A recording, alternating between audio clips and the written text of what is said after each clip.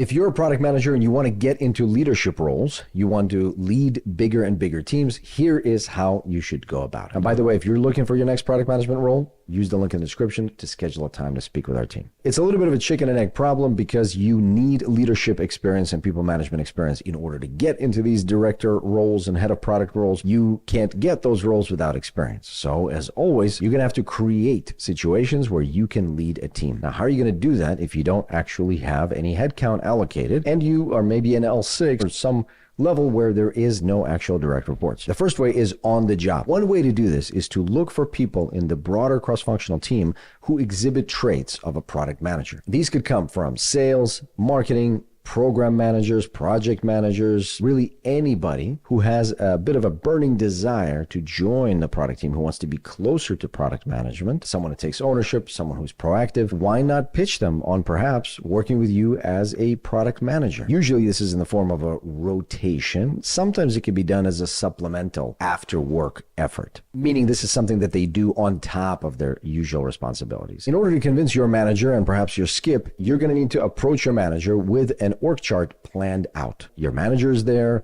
your manager's team, and then you have the folks that are on your future team that you're proposing. How can you divide the scope in such a way that you would contribute to the overall team, make your manager's job easier? This way you can present to the manager that, look, this is what I can do by myself. I can bring this person on. But eventually down the line, if we can actually get a head count, I can also do this other thing. I can expand my scope even further. So you're creating options. You're creating something for free, so to speak. It doesn't cost the company anything extra other than the effort. And at the same time, you're showing the future potential for what would happen if you would invest headcount and therefore resources into you. The second thing that you could do, and this one is a little bit more extreme, is outside of the company. You can take on other roles that are either at the same time as your job, or you could actually look for a next job which includes management responsibilities or includes the potential to expand scope greatly. That usually means going to a slightly smaller company. Yes, you might have to look for a job and maybe you even have to take a pay cut for your next role over the next year or year and a half in order to really pick up your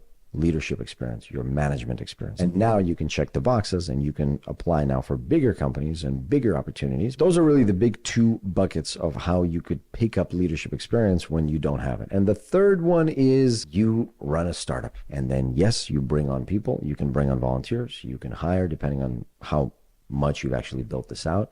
But that's a quick shortcut way to develop management experience. So depending on where you are in your career, you can choose from these two and that one extra bonus option. It's a bonus option because it's very hard. It's the hardest of the three. You're going to need to actually start your own company. It has to actually be useful. And if you are looking for your next job and you want to partner with the Product Career Accelerator, you can use the link in the description to schedule a time to talk with our team. Thanks very much. I'll see you next time.